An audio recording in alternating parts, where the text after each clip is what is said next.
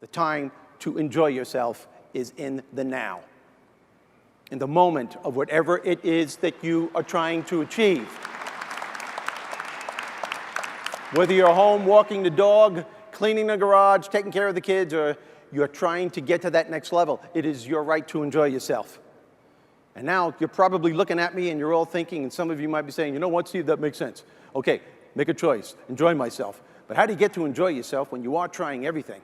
You're implementing all the tools and all the information you got, but it's just not working. I'm seeing other people passing me by. How do you get to enjoy yourself, Steve, when some of the people are having really intense problems at home? Some people are going through a divorce. They're having financial difficulties. Maybe there's an illness in the family. You tell me, Steve, how you are supposed to enjoy yourself when all these things are happening to you in your life. Drugs.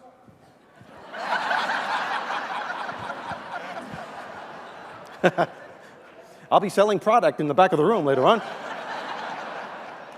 All good questions, because I get these questions all the time when I give my half-day seminars, when I give my workshops. I always get those questions. Here is how you can assure yourself to enjoy yourself during the process of whatever it is you're trying to achieve. I want you to get this, because it starts as soon as you open up your eyes in the morning, or whenever it is that you start the day. As soon as you open up your eyes to greet the day, you enter into consciousness. It is at that moment that your creativity is at its most powerful. Right there and then, you have an opportunity to steer your thoughts and your emotions in the direction that you want them to go, not in the direction that they're telling you to go. In other words, you can literally choose to seize the day, or you can let the day seize you. That's a choice. I think you can all agree that too many people today, soon as they open up their eyes, the first thing that they focus on is all the grueling stuff they had to go through the day before, all the stuff that didn't get accomplished, all the stuff that didn't get done, the irate people that they had to deal with. And then they start thinking about all the stuff that has to be done on the coming day. They have to get up, and not only do they have to get themselves psyched and prepared, they have to get the kids ready to get to school, then they have to get dressed and do what they have to do, and they can't even understand the day just started. They didn't even start to achieve their goals, and their energy level is down here.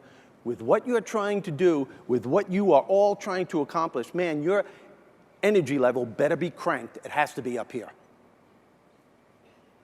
So what I want you to do, as soon as you open up your eyes to start the day, is to immediately start focusing on something or someone that you are totally grateful for in your life. I don't care what it is or who it is, but I want you to feel it with your heart and soul. Your only goal, as soon as you open up your eyes, should be to make yourself feel good and to give yourself enough confidence to get through the day.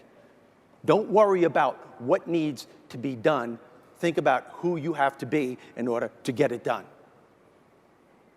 And you do this by focusing on all the things that you're grateful for. Focus on what's working in your life rather than fixating on what isn't working. Maybe you're grateful for the person that's lying next to you. Maybe you're thinking of your children. Maybe it's a dog lying on the side of your bed. Maybe you're listening to the birds outside your window. It's the wonderful house you live in. Maybe it's the wonderful organization that you belong to. It doesn't matter what it is. You just feel it with your heart and soul. You build from there and you keep going. Why do I want you to do this? Because gratitude is the most powerful connection you have to your higher self. You always, always want to start your day connected to this higher self. And when you do, life becomes easier. You don't take things personally. When you're confronted with a challenge, you just look at it for what it's worth. It's a challenge. Everybody's confronted with challenges. And you know that there's something within you that can meet it and overcome it and move forward as a result of it. And the next thing that I want you to do, as soon as you have this attitude of gratitude going for you, tell yourself you're going to enjoy the day. Say it to yourself, you know what, I'm going to enjoy the day. This is going to be a good day. Visualize how you want your life to go. Visualize yourself having fun with your fellow workers, the people you're working for, who are working for you. Doesn't matter. Just visualize yourself achieving the goal. And always, always find the laughter within you and around you every day of your life. And that should start in the morning before you leave the house. There's humor all around you. We get so caught up in our thought process on what needs to be done, we let all the funny stuff in our lives just pass us by. How many married people are out there? Raise your hands. How many married people? Oh, there's humor there. Oh, there's humor there. As a matter of fact, it's essential. I always said, A sense of humor is probably the number one thing that can keep a couple together. Humor, a sense of humor. But if you read Oprah magazine and if you read Cosmopolitan, they'll tell you the key to a healthy relationship is to understand your partner. Oh, really? That's absurd. You'll never be able to understand your partner. The only thing you need to understand is that you will never be able to understand your partner. It's impossible. You'll go out of your mind trying to do it. Hey, I've been married to my wife for 25 years. Till this day, I can't understand why I have to get in trouble for dreams that she has. Guys, you know what I'm talking about? You wake up in the morning, good morning. Oh, don't you good morning me. Well, what happened? Well, I just had a dream that you had an affair with another woman. And really, guys, your response should never be, really? What'd she look like?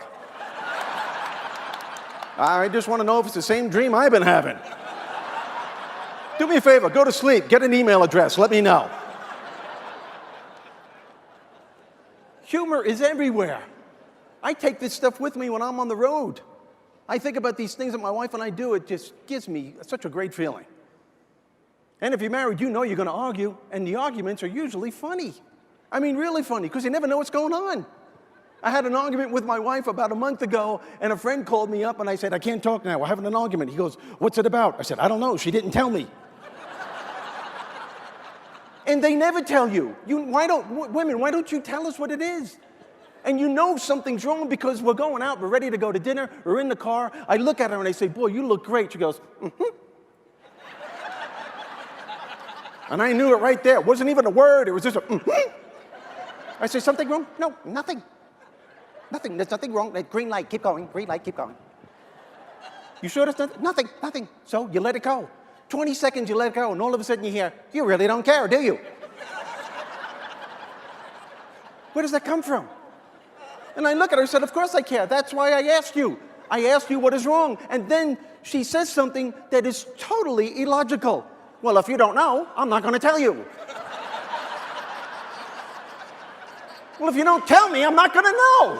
What am I, the amazing Kreskin? And guys, what do? The dumbest thing in the world. We start guessing what it might be. Don't do that, because then you're telling her stuff that she didn't even know about.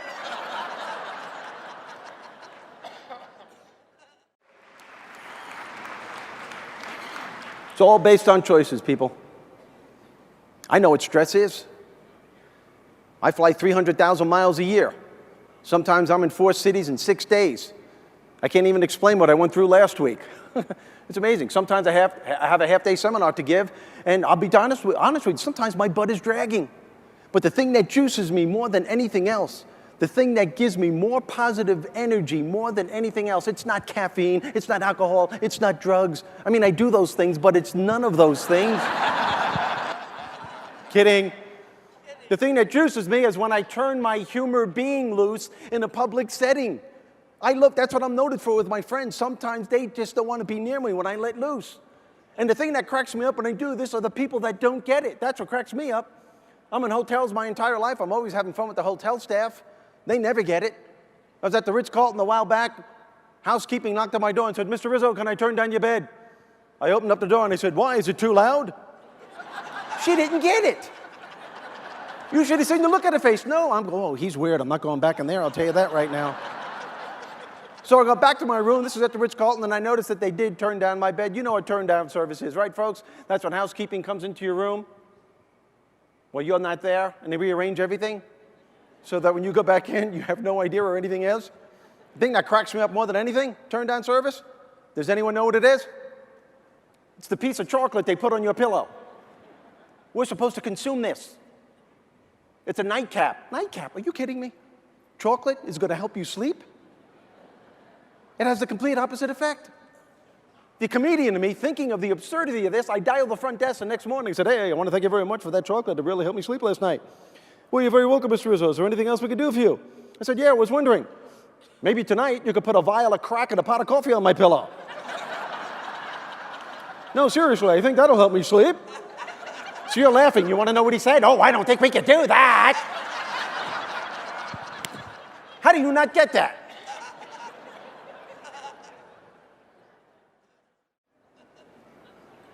It's not just the traveling that gets me too, it's the security measures you got to go through all the time now. You know, you got to go through security all the time with all this stuff and take this off and put that down and check this. Oh, you got to be kidding me. But the thing that I do to beat that is I'm an observer. I watch people. I love watching people. Not too long ago, I was at the airport, and I'm looking at this kid, 14-year-old kid. Folks, I want to say something. I don't like to judge people, and I really wasn't judging him. I couldn't help but notice this kid had so much metal on his face, so many pins, hooks, earrings, rings, and I'm going, how is he going to get through security like this? Because it looked like he fell in a tackle box, okay? That's what it looked like. It looked he looked like fishing lure. It looked like he would have caught a marlin. You know what I'm saying? And wouldn't you know it, who do I sit next to on a plane but this 14-year-old kid? And he's wearing a T-shirt. Life sucks and then you die. Very optimistic. And I was very surprised because we had a conversation, and this kid, we were talking about politics, this kid knew what he was talking about. And I was impressed, but I couldn't help myself again. Again, the comedian me goes rampant, goes crazy. And as I'm talking to him about the serious conversation, I couldn't help but notice, folks, I'm not kidding you when I say this. I kept looking at him, and I counted. He had 10 rings on one brow. 10 rings. And all I kept thinking of was shower curtain. That's all I kept thinking of. Like, right? It's like, what is he, like some kind of modern-day pirate with a little flap? I.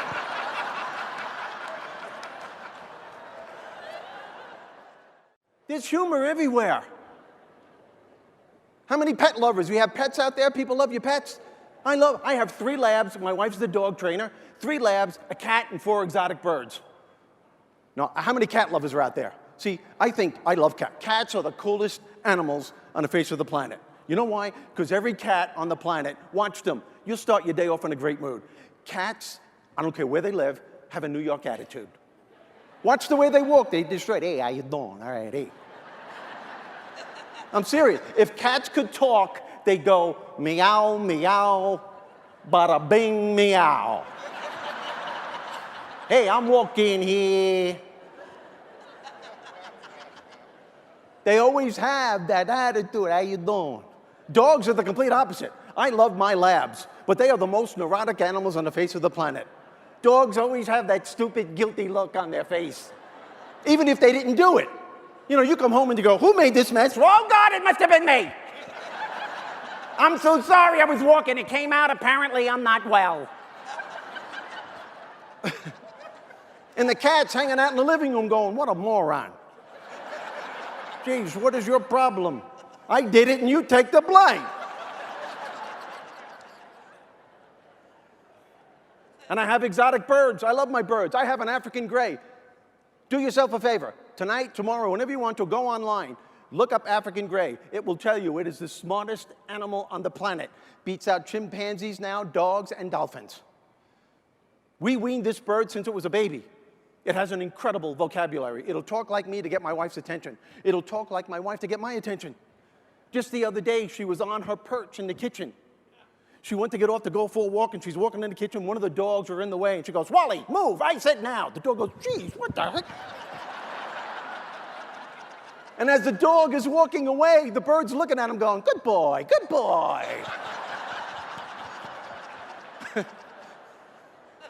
I'm not making this up. It has a sense of humor. It sits on its perch in the kitchen and beckons to all 3 dogs. Wally, Jesse, Brandy, dinner's ready. And the dogs are running around the house looking for their food. And they look up at the bird, and the bird's looking at them going, ah, ah, ah, ah, ah, ah. These are the things I take with me. These are the things that can put you in a great mood. That's how you get through the day. I remember this stuff when I'm on the road. Another thing that can put you in a great mood every day, do something nice for somebody. Do something nice for somebody. There's nothing that can bounce you back to enjoy the day than that. If you're walking through town, for example, and you see a parking summons on someone's windshield, just walk over to it, rip that sucker up, and throw it away. Why should that person have to pay for that? And you'll feel so much better. All these things that I am telling you is giving you a different thought process, a different focus to look at life from a different perspective. Scientists are all in agreement today that our lives move in the direction of our most dominant thoughts and what we focus on day in and day out. Not only do our lives move in the direction of what we focus on and what we think about, but those very things that we're thinking about and focusing on are moving closer to us. In other words, people, the more you focus on your lack, the more of that you're going to get back. I was in New York City. I had a rental car that kept breaking down. It was 98 degrees. The air conditioning isn't working. Sweat's pouring down my face. I'm in the world's biggest traffic jam. And it seemed like every New Yorker in the planet is beeping their horns and cursing at me. That's not a very secure feeling. The car kept breaking down, and I'm already a half hour late for a very important audition. Now, I'm feeling this snowball of negativity building up, and I'm like, oh, man, what else could possibly happen? Don't ever ask that question. See, because if you do, the universe will answer you. Okay, I'll show you. Oh, and it did, and I drive up to the toll booth, and I went to pay the guy, and I realized I left my money home. I don't know what possessed me. I just looked at the guy, and I said, hey, I'll have a couple of burgers, 2 fries, and get something for yourself there, Sparky. Now, I didn't know this, but this guy was new in this country, and he didn't understand American humor. The poor guy looked at me, and he said, I'm very sorry, but we do not have food here. I said, well, then you better get it because you're holding up traffic. Now, all of a sudden, I notice he's starting to laugh. Now, so am I, but all the cars, he finally gets the joke. We're both dying, but all the cars in back of me, they're beeping the horns going, hey, come on, move it. We got to get going. I swear to you, my newfound friend in the toll booth sticks his head out, motions to all of the other cars and says, I'm very sorry, but we ran out of food. Try the next booth. By then, we were hysterical. We were high-fiving each other. We became best friends in 30 seconds. You want to know what the cool thing was, people? He let me go without paying.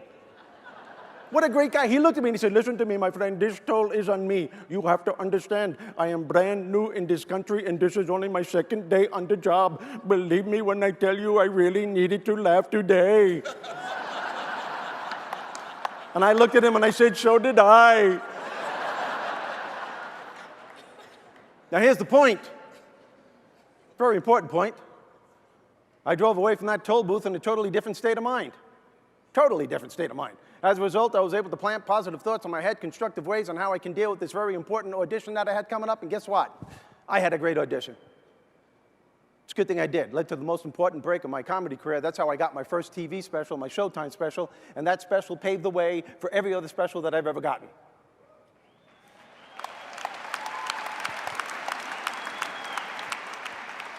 Here's a question. What do you think would have happened if I would have gone into that audition in the mood that I was in before the toll booth incident? I wouldn't have had a chance. Not in the mood that I was in. I tried everything in my power to turn that situation around. Everything. Because I read all those books on positive thinking and positive affirmations, and I realized something very important that day. Sometimes your brain is in such an overwhelming negative state, it just isn't going to buy the fact that everything's okay. I felt I was ripped off. I wanted to take the books back. Because there I was in New York City, 98 degrees, air conditioning is working, sweat's pouring down my face, the car's breaking down, New Yorkers are cursing at me, I'm late for this audition, and I'm behind the wheel of my car reciting these affirmations. My life is going just the way I want. I am in total control of this situation. I am the radiating center of love and peace. Just then someone beat the horn and I'm like, pick a number, pal. You know what I realized? And I realized this years later? It's only when I started laughing was I able to think positive. Why is that? Why is that? Only when I started laughing.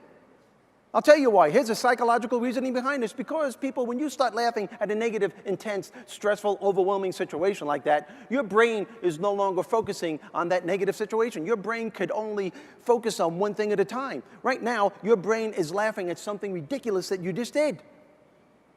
And even if your brain did go back to that negative situation, which it will do eventually, but guess what? It won't be as overwhelming as it was before, because you've calmed your nervous system down to the point where you can control the situation instead of having that situation control you. You just got to understand that some people refuse to acknowledge that they have a humor being.